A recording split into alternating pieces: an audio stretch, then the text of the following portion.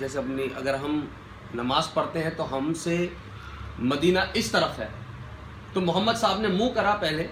یہ ہاتھ سے اشارہ نہیں کرا یا کوئی ایسی بات نہیں بولی، انہوں نے اشارہ گھومے اور اشارہ کر کے ہندوستان کی طرف چہرہ کیا اور فرمایا کہ مجھے ہند سے جو ہے اسلام کی خوشبو آتی ہے۔ اس میں ایک بہت باریک نقطہ ہے،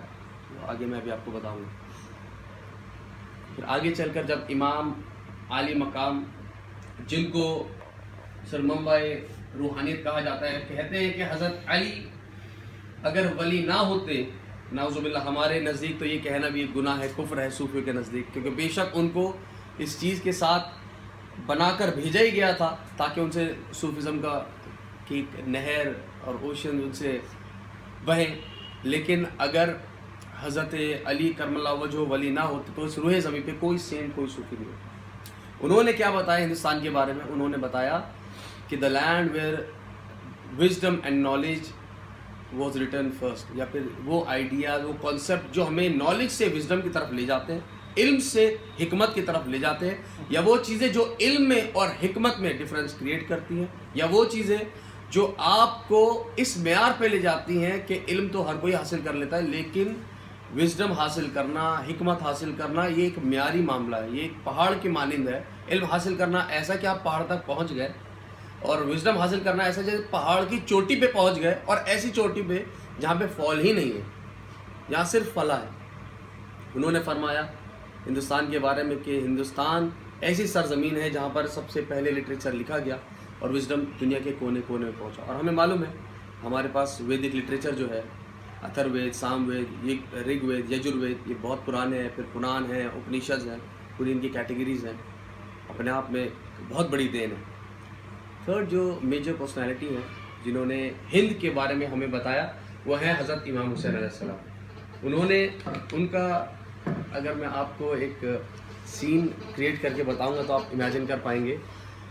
امیجن کیجئے کہ حضرت امام حسین علیہ السلام 61 ہجری میں ایک آدمی ان کے سینے پہ سوار ہے اور ان کو بالکل تھروٹ کو سلٹ کرنے کے لیے، جو ہم عاشورہ مناتے ہیں، یہ اس دن کا واقعہ ہے۔ تو جو آدمی تھا، he was trying to slit his throat, مطلب کاٹنے کی کوشش کر رہا تھا، اس کا نام تھا شمر، تو وہ کاٹ نہیں پا رہا تھا۔ صوفیوں کے نزدیک یا اسلام کے نزدیک یہ ہے کہ محمد صاحب کو پہلے سے معلوم تھا کہ میرے نواسے امام حسین کو شہید کیا جائے گا، تو وہ جب بھی امام حسین ملتے تھے زیادہ تر وہ یہاں پہ چومتے تھے، تو کہتے ہیں اللہ تعالیٰ نے ان کے چومنے سے، بوسے سے ایسی برکت فرما دی تھی کہ وہ جو چھری تھی اس کی دھار ختم ہو گئی تھی۔ تو وائل ہی واز، وہ جب ایک شاکنگ سٹیج میں تھا شمر، اور اپنے خنجر کو، اپنی تلوار کو بدل رہا تھا، تو اسے امام حسین علیہ السلام نے فرمایا کہ شمر مجھے ہند جانے دو، جہاں کے لوگ بڑے سخی اور مہربان ہیں، مہمان نواز ہیں، میں وہاں جاؤں گا اور لوگوں کی خدمت کروں گا اور دین کی بات کروں گا۔ تو وہ بس آخری جملے تھے امام حسین علیہ السلام کے، پھر جو ہے وہ شہید کر دیا۔ تو میں نے اسلام کی 3 میجر پرسنالٹیز کا ویو ہند کے بارے میں بتایا، اور وہ بھی ایسی پرسنالٹی جنہیں اہل بیت کہا جاتا ہے، وہ 3 لوگ جن کے بارے میں قرآن کی آیت ہے کہ 5 لوگوں میں سے 3 حضرت محمد مصطفیٰ، حضرت علی، حضرت امام حسین، جن کے جسموں کو، ذہنوں کو، دلوں کو، دماغ کو اللہ تعالیٰ نے پاک ہی بنا کر بھیجا تھا۔ یہ نہیں کہ ان کو پیوریفیکیشن یہاں پر آ کے ملی ہوئی پہلے سے۔ یہاں سے شروع ہوتا ہے صوفیز کا ٹریولنگ روٹ ٹورڈز ہند۔ ہند کی میں بات کروں گا جس میں میجرلی ہم 6-7 ملک لیتے ہیں۔ پاکستان، ماڈرن افغانستان کا بہت بڑا حصہ، خراسان کا حصے کا جو ہمارا ایسٹرن پارٹ ہے وہ کچھ حصہ افغانستان کے اندر تھا، ہم اس کو لیتے ہیں۔ پاکستان کو لیتے ہیں، ہم انڈیا کو لیتے ہیں، بنگلہ دیش کو لیتے ہیں، بھوٹان، نیپال، برما، میانمار تک، لاؤس تک کچھ بیلٹ جاتی ہے جس کو ہم ہند مانتے ہیں۔ صوفیوں کا جو ایک مائنڈ سیٹ تھا وہ ہمیشہ ایک ٹپیکل اسلامک اسٹڈی یا اسلامک وے آف ٹیچنگ سے بالکل جدا رہا۔ لوگوں نے ذہنوں کو پڑھایا، صوفیوں نے دلوں کو پڑھایا۔ بہت آسان سی بات میں نے آپ کو بتائی، بہت آسان سی۔ جو اسکالر ہوتے ہیں، اپنے آپ کو علماء سمجھتے ہیں، ہماری اسلام میں علماء کہا جاتا ہے اسکالرس کو، وہ لوگ ذہنوں کو پڑھاتے ہیں، دماغ کو ہاتھوں سے لکھواتے ہیں اور دماغ سے میمورائز کرواتے ہیں۔ لیکن جو صوفی ہوتے ہیں وہ دل سے احساس کراتے ہیں. وہ ایسی پڑھائی ہے نہ لکھنے کی ضرورت ہوتی نہ سوچ کی ضرورت ہوتی ہے, ایسے جیسے علم آپ کے سینے سے سینے میں ڈال دیا گیا.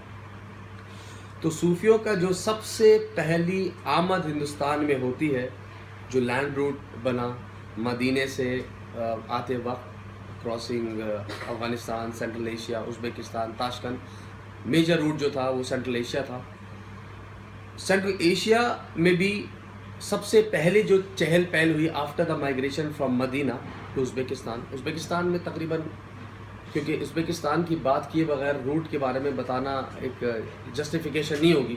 کیونکہ اس نے بہت میجر رول پلے کرا, اور چنگیز خان نے. اور آج ہی صبح میں نے ایک ایسا واقعہ پڑھا, کیونکہ میں بھی ہسٹری کا اسٹوڈنٹ ہوں, میں نے کبھی ایسا نہیں سنا کہ چنگیز خان کے کوئی سامنے قیدی گیا ہو, چنگیز خان نے بنا اس کے سر قلم کیے ہوئے یا ہاتھ پیر کو کاٹے یا اس کو کوئی سزا دیے ہوئے چھوڑ دیا انفیکٹ. اور وہ خواجہ نظام الدین اولیاء صاحب کی جو بک ہے فوائد الفؤاد, مورل آف دا ہارٹس, جو ان کے ایک مرید خواجہ حسن علا سیزی نے لکھی ہے, ان میں اور بہت اتنا دلکش واقعہ ہے کہ میں نے جو واقعہ مجھے یہاں بیان کرنے تھے, میں نے اس کو چھوڑ کر چنگیز خان کا اور خواجہ نظام الدین اولیاء صاحب نے جو فرمایا اس پہ میں گفتگو کروں گا. جب چنگیز خان سینٹرل ایشیا میں اٹیک کرنے پہ آبادہ ہو گیا, اور تتاریز نے جب انویٹ کرا ازبیکستان کو, تاجکستان کو, تاشکنڈ, بخارا, سمرقند, یہ سب صوفیوں کے گڑھ تھے. اگر آج بھی آپ لوگ ٹریول کریں گے سینٹرل ایشیا میں, ہمارے مودی صاحب ابھی جب گئے تھے تو انہوں نے ازبیکستان کے جو پریسیڈنٹ تھے ان کو جو کتاب تحفے میں دی وہ خمسہ خسرو تھی, خواجہ امیر خسرو کی کتاب, جس میں خواجہ امیر خسرو کی 5 بکس کا ایک ساتھ کمپائلیشن کیا گیا. اور خمسہ مطلب ہوتا ہے 5, خمسہ خسرو, خواجہ امیر خسرو کے 5 دیوان. تو اس سے انہوں نے یہ بتایا کہ ازبیکستان انڈیا کے بیچ میں بہت پرانا تعلقات ہیں, حقیقت بھی یہی ہے. لیکن ازبیکستان میں جب تتاریوں نے اٹیک کیا تو سارے صوفیز پناہ کے لیے, کیونکہ وہ ان کو یاد تھا ہند میں ابھی تک صوفی انٹر نہیں کر پائے تھے. خواجہ غریب نواز کا دور شروعاتی اسلام کا دور تھا, لیکن ان کو کیونکہ وہ بات یاد تھی محمد صاحب نے جو فرمایا تھا, تو 600 سال ہو چکے تھے محمد صاحب کی بات کو چنگیز خان کے وقت تک, تو انہوں نے ہند کا رخ کیا. Majority of the Sufis they decided to come and seek refuge in India. اور یہاں کی جو دوسرے علم اور حکمت کی بات ہے جو مولا علی کے ریفرنس سے میں نے آپ کو بتائی, وہ یہ ہے کہ جب صوفیز انڈیا میں آئے, بدایوں بہت بڑی ویٹ کی, گیہوں کی مارکیٹ تھی, تو صوفیوں کو کوئی چھوٹے موٹے منصب نہیں دیے التمش جیسے بادشاہوں نے, جو پڑھا لکھا قابل ایک شہنشاہ میں سے چاہنے والا تھا, اس نے صوفیوں کو ان کے حساب سے منصب دیا. یہ آمد تھی صوفیوں کی. بیچ میں ایک روٹ کے اوپر ایک بات رہ جاتی ہے, وہ ہے محمود غزنوی کی, محمود غزنی, اس کے بارے میں بہت سارے مسکنسیپشنز ہیں, بہت ہسٹورینز ڈیبیٹ کرتے ہیں بامیان کو لے کے اور آپ کے گجرات کے مندر کو لے کے.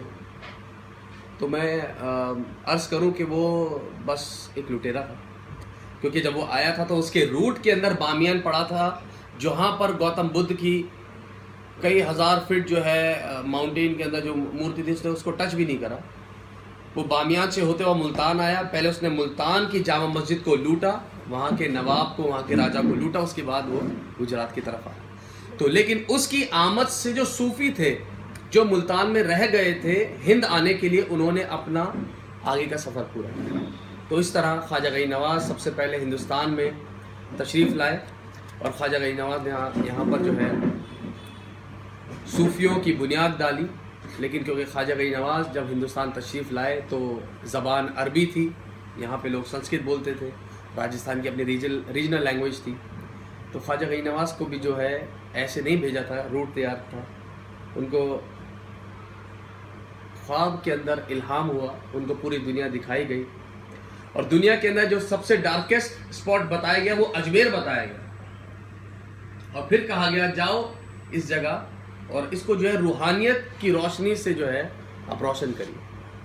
اس طرح صوفیوں کی آمد ہوئی. خواجہ غریب نواز ہم سب کے سروں کے تاج ہیں, آسمان روحانیت پر ایک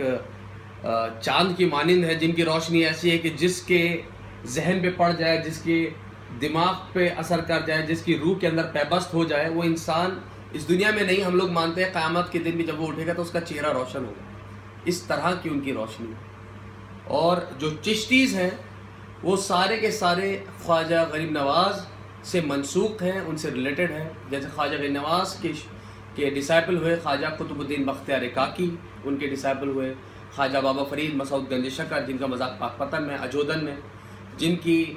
قربانیاں، جن کے دوہے جو ہے گرو گرنتھ صاحب میں بھی موجود ہیں، نصرت فتح علی خان صاحب نے. اور جو ریشمہ ہیں اب تو خیر وہ پردہ فرما گئی ہیں، وہ تو پہلے 3-4 سال پہلے تک میں نے خود ریشمہ جو سنگر تھی پاکستان کی، یہاں گلیوں میں پھرتے ہوئے دیکھا ننگے پیر، یہ حالت تھی ان کی. تو ہم ان کو بھی جو ہے ایک مینڈیکینٹ، ایک درویش، ایک مزدور کے نظریے سے دیکھتے تھے. اور میری خوش نصیبی تھی کہ وہ جب لاسٹ ٹائم وہ انڈیا آئی یہاں دلی میں، یہاں بستی نظام الدین میں رکتی تھی، ایک پیٹنٹ ان کا گیسٹ ہاؤس تھا، اسی میں رکتی چلی آ رہی تھی. تو میں ان سے ملاقات کرنے گیا تو انہوں نے تھپی لگائی کیونکہ بزرگوں کے بیچ میں تھی. تو انہوں نے یہی کہا کہ جو صوفی ہے ہندوستان کا یا پاکستان کا یا بر صغیر کا، انڈین سب کانٹیننٹ کا، اگر وہ میوزک کو چھوڑ دے گا تو ایسا ہو جائے گا خواہ وہ گونگا اور بہرا ہو گیا.